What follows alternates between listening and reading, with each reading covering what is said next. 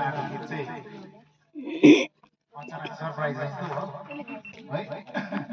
अलिकति बिसन्चो जस्तो पनि बिचमा कफी चल्छ डिस्टर्ब होला कि भनेर हिजैदेखि एकदमै आफूलाई केयर गर्दैछु अनि जे होस् प्रभुको महिमा भएपछि हस्त स्वीकार्नुहोस् आई सरेन्डर यसुलाई म सपोर्ट गर्छु